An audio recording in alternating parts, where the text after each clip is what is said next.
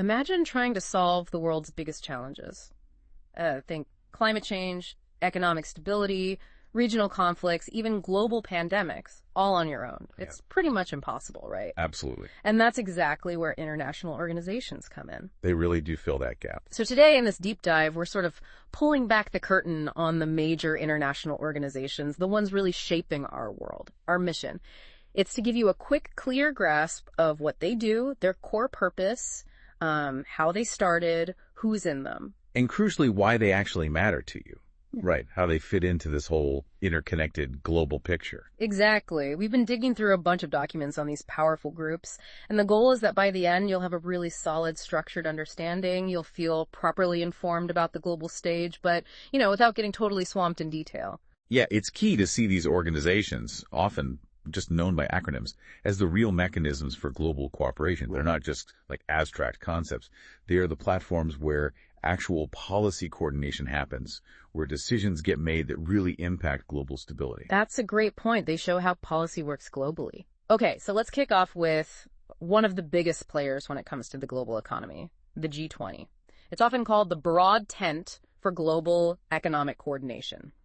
Basically, it's a global forum, the world's largest economies, advanced and emerging, getting together, coordinating on everything from economic stability, finance, trade, sustainable development, even climate change. It's a real cornerstone of global economic governance. And the story of how it started is quite telling, actually. It was a direct response to major financial crises, specifically the 1997 Asian financial crisis. There was this realization, that you couldn't really manage global finance effectively without bringing the big emerging economies to the table. Right, that makes sense. So that led to the first meetings. Then it got elevated, became a leaders summit in 2008, specifically to tackle the global financial crisis. And that marked a pretty significant shift in global power dynamics and how countries cooperate. It's quite an evolution, especially for an organization that doesn't even have a permanent base. It started back in 1999, just finance ministers meeting in Berlin. No fixed HQ, it just operates on a rotating presidency. Which speaks to its flexibility, doesn't it? It does. And the membership is really broad. 19 countries, plus the European Union, so 20 members total. And together they cover something like 85% of global GDP and 75% of world trade. Mix of developed and emerging economies. Yeah, it's a powerhouse. And how it functions is interesting, too. It's split into two main tracks. You've got the finance tracks, that's finance ministers, central bank governors dealing with the money stuff, monetary and fiscal policy. Yeah. And then there's the Sherpa track that covers pretty much everything else. Health, education, development, energy, you name it. This structure lets them coordinate macroeconomic policies, bolster global financial institutions, promote trade, push the sustainable development goals, tackle climate action, digital economy stuff, debt restructuring. It's comprehensive. And India played a really significant role recently, didn't it, as a founding member? Absolutely. They hosted the G20 summit in New Delhi in 2023. The theme was Vasudhaiva Kutumbakam, one earth, one family, one future. A very powerful message. And under India's presidency, we saw some really big moves. First, huge for global representation. The African Union got inducted as a permanent member. Which was a major step for inclusivity. Definitely. And beyond that, practical things like the G20 Digital Public Infrastructure Framework, the Biofuels Alliance. And concrete initiatives. Yeah, pushing for real solutions for sustainable development alongside the Green Development Pact. It really highlighted India's effort to champion the global south. A clear leadership push. For sure. And now Brazil holds the presidency for 2024, carrying that work forward. Okay, so from the G20's wide reach, let's zoom in a bit, to a more, let's say, exclusive club, the G7. The group of seven, yeah. This is an informal group, just 7 of the world's most advanced economies. They tend to coordinate on global economic policy, security, climate, geopolitics, and they generally promote values like liberal democracy and free market economics. Its origins are also tied to crisis. It came about directly in response to the 1973 oil crisis and the financial instability that followed. The idea was simple. Get the wealthiest industrialized democracies in a room to coordinate economic policy, try to prevent future shocks. And its focus grew over time. Exactly. It expanded to include security, climate change, other big global challenges. It actually started even smaller, as the G6 in 75. Rambouillet, France, Canada joined the next year, making it G7. Right. And there's that interesting bit of history with Russia joining in 97, making it the G8 for a while. Before being suspended in 2014 after annexing Crimea. Back to G7. Yeah. And like the G20, no permanent HQ, just annual summits. The core members are Canada, France, Germany, Italy, Japan, the UK, and the US. Plus the EU, which participates but isn't counted in the 7. Right, the non-enumerated member. Their focus areas are pretty wide-ranging now. Global economic stability, climate action, big geopolitical issues, Russia, China, Iran. Also democracy, public health, how to govern new technology. It's where these advanced democracies try to get on the same page. Though, even with shared values, aligning policies isn't always easy. National interests can definitely diverge. That's true. Now, India isn't a member, but it gets invited quite regularly as a guest country since 2003, actually. A consistent presence. And India definitely makes its voice heard. In climate talks, digital transformation discussions representing the Global South viewpoint, and also on health and vaccine diplomacy within those G7 meetings. Even outside the core group, its influence is felt. Definitely. Okay, so while the G7 represents the established powers, there's another group that's emerged, one that's actively looking to kind of reshape things. BRICS. Right, a different kind of player altogether. This is an informal group of major emerging economies. Their focus is on promoting peace, development, and crucially, reforming global governance. They're specifically aiming for a more multipolar world order, sort of outside the Western-led institutions. Yeah, and that's key to understanding BRICS. It was formed precisely to represent the interests of developing countries on the world stage. It's an explicit challenge to the dominance of groups like the IMF, the World Bank, the G7. It's about strengthening South-South cooperation. Providing an alternative voice. Exactly. A deliberate counter-narrative to the existing global financial and political setup. Interesting that the name itself, BRIC, came from an economist, Jim O'Neill, back in 2001. It did, yeah. The leaders then formalized it in 2006. First meeting in New York, first proper summit in Russia in 2009. And South Africa joined in 2010, making it BRICS. That's right. Like the others, no permanent HQ, rotating presidency. But their big institution, the New Development Bank, is headquartered in Shanghai. A significant move, establishing their own bank. The original members. Brazil, Russia, India, China, South Africa. But big news recently, it expanded in 2024. Huge expansion, yeah. Iran, Egypt, Ethiopia, and the UAE joined. That signals a much broader ambition, doesn't it? A bigger push for global South representation. It certainly does. And their areas of cooperation reflect that ambition. They're pushing for global financial governance reform, especially IMF and World Bank quotas. They set up the New Development Bank for infrastructure funding and the contingent reserve arrangement, like an emergency fund pool. Right. Plus, focus on trade and investment, including talk about de-dollarization, health cooperation, tech, and political dialogue pushing for multilateralism and UN reform. It's a wide agenda. It is. Well, of course, coordinating such a diverse group with varying economic interests and geopolitical stances, that presents its own challenges to unified action. Naturally. India, as a founding member, has hosted summits 3 times, 2012, 2016, 2021. And its focus within BRICS includes things like multilateral reform, the digital economy, counterterrorism, energy security, even traditional medicine. Shows broad engagement. Definitely a core player. Okay, let's shift gears now. We've looked at these big global economic forums. Let's turn to some regional powerhouses and maybe some unique associations, starting with the European Union, the EU. This is probably the deepest integration model we'll see anywhere. By far, yeah. It's a political and economic union of European countries. They're all about economic integration, political cooperation, social progress. But what really makes it stand out is the free movement, goods, services, people, capital, and that common currency, the euro, for many members. It's incredible, really. They even have their own parliament, their own laws. It's a massive experiment in pooling sovereignty. It really is. Decisions made in Brussels can directly impact daily life across the continent, consumer rules, travel rights. It's a huge step beyond traditional nation-states. And the why behind it is fundamental. Primarily, it was to stop another massive war in Europe after World War II. The idea was if you bind economies together, foster unity, promote peace, you create stability. Economic interdependence leading to political alliance. A powerful concept, and it formally started Foundation-wise, November 1st, 1993, with the Maastricht Treaty. Though its roots go back much further to the European Economic Community in 1957. Right, headquarters in Brussels. And today, 27 member countries after the UK's exit, Brexit, in 2020. And two key features really show that deep integration.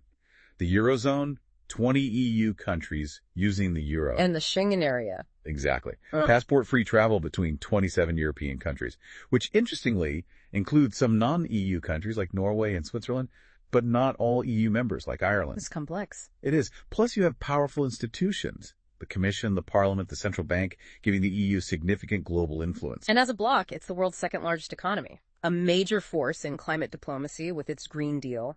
Huge regulatory power like GDPR affecting data privacy globally.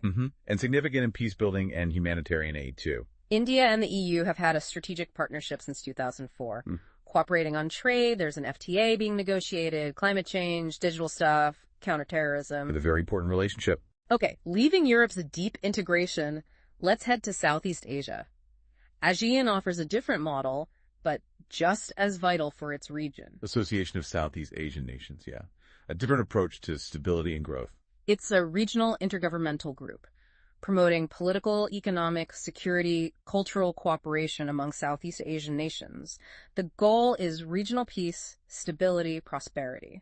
Makes it a really key player in the whole Indo-Pacific geopolitical landscape. And its formation was about bringing stability after years of conflict, decolonization, Cold War pressures. It was about boosting economic growth, cultural development, kind of pushing back against external powers, ensuring the region could determine its own future. Regional self-determination. Exactly. A great example of a region taking control through diplomacy and economic collaboration. It kicked off August 8th, 1967 in Bangkok with the Asian Declaration, the Bangkok Declaration. Headquarters are in Jakarta, Indonesia. 10 members now. Indonesia, Malaysia, Singapore, Thailand, Philippines, Brunei, Vietnam, Laos, Myanmar, Cambodia. And Timor-Leste is on track to be the 11th, right? Got observer status in 2022. That's right, moving towards full membership. It started with just 5 original members: Indonesia, Malaysia, Philippines, Singapore, Thailand. Yeah, and initially it was a non-binding agreement, focusing mainly on economic and social stuff. Over time it grew, added members, created more formal structures like summits and a secretariat. Now it operates on 3 key pillars: political security, economic, and sociocultural communities. A comprehensive approach. It really is. Now, India's not a member here either, but a very important dialogue partner. Started as sectoral dialogue partner in 92, full dialogue partner in 96. And upgraded to strategic partnership in 2012. Right. Cooperation covers trade. There's an ASEAN-India FTA from 2009, big connectivity projects like the India-Myanmar-Thailand Highway, the Caladan project. Maritime cooperation, too. Yeah, and cultural ties, all linked into India's Act East policy. A very active partnership. Okay, now let's turn to South Asia. SAARC, the South Asian Association for Regional Cooperation. This is the regional body for South Asian countries, aimed at promoting cooperation, integration, improving quality of life, fostering economic growth, social progress, cultural development. And it started with really admirable goals: reducing poverty, illiteracy, economic backwardness across the region, resolving common issues through dialogue, strengthening that South Asian identity and peaceful relations, collective action for shared challenges in a really populous and diverse part of the world. It was formally established December 8th, 1985, at the first summit in Dhaka, Bangladesh. The idea came from Bangladesh's President Ziaur Rahman in 1980. Headquarters are in Kathmandu, Nepal. 8 member states now. Afghanistan joined in 2007. And you've got observers like China, the EU, Japan, the US. The objectives are clear: promoting welfare, boosting collective self-reliance, strengthening economic and technical cooperation, collaborating on agriculture, health, education, climate, science, tech. They have launched some initiatives like SAFTA, the South Asian Free Trade Area, back in 2006, a regional railways agreement. India even proposed a SAARC satellite, which 6 members accepted. Right. But here's the catch, isn't it? Despite the noble goals, SAARC faces some major roadblocks. It really does. This is quite challenging. You've got the persistent India-Pakistan tensions casting a long shadow. There's a general lack of political trust, problems with actually implementing agreements, and maybe most tellingly, intra-regional trade is incredibly low. What was the figure? Around 5%? Yeah, just 5%. Compare that to ASEAN's 25%. It really holds back the region's economic potential. Plus, China's growing influence as an observer adds another layer of complexity. Definitely. India, being the largest member in economy, is obviously a key player. Push things like the satellite, the COVID-19 emergency fund, India put in $10 million. But because of this sort of paralysis, often linked to Pakistan issues, India seems to increasingly prefer other regional groups like BIMSTEC. Yeah, the Bay of Bengal Initiative. It seems to be gaining traction as an alternative forum for India and others in that specific region. Okay, one more to cover in our journey. A really unique global network, this one built on shared history, though it's complex. The Commonwealth of Nations. Ah, yes, the Commonwealth. Very different again. It's a voluntary association. 56 countries, most were once part of the British Empire, focuses on promoting democracy, human rights, development, boosting cultural and sporting ties, supporting small and developing states. And it's important to stress, it's not a political union like the EU. It's a cooperative association based on shared values. Right. And it was formed to keep friendly ties going between former British colonies, promote those shared values, democracy, rule of law, peace, gender equality, sustainable development. So it's using historical connections but aiming them at modern global challenges, repurposing those ties for contemporary cooperation. The modern Commonwealth officially dates from April 26, 1949, with the London Declaration. It evolved from the older British Commonwealth of Nations from 1926. Headquarters are in Marlborough House, London. 56 members now, from Africa, Asia, the Americas, Europe, the Pacific, both republics and monarchies. Represents about 2.5 billion people. Almost a third of the world's population. It's huge. Biggest members by population include India, Pakistan, Nigeria, Bangladesh, and interestingly, Togo and Gabon joined just in 2022. Shows it still holds appeal for some nations seeking global links. Yeah, and countries like Zimbabwe and Maldives have left and then rejoined, showing it's kind of a dynamic entity. One of the most fascinating things is that evolution from empire to partnership. That 1949 London Declaration was crucial.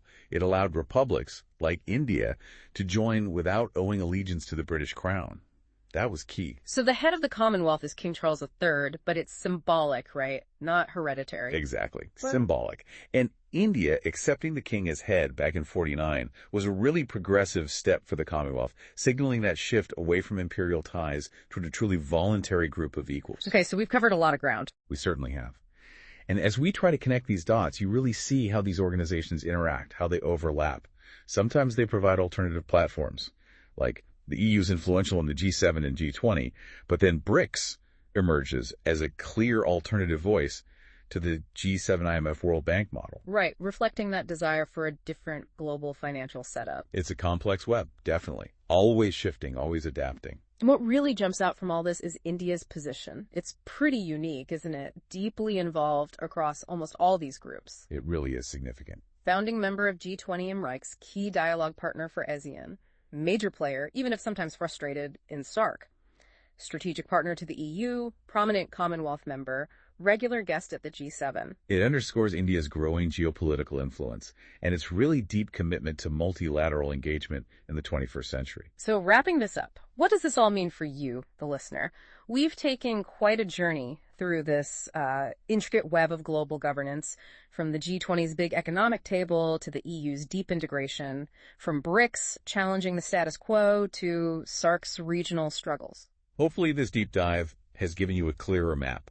You can see not just what these acronyms stand for, but why they exist, why they matter. Yeah, hopefully you now have a solid foundation to make sense of the daily headlines, understand international agreements better, and grasp the shifting dynamics of global power, without feeling totally overwhelmed by it all. And as the world keeps facing really complex challenges, these international organizations are only going to become more critical. No doubt about it.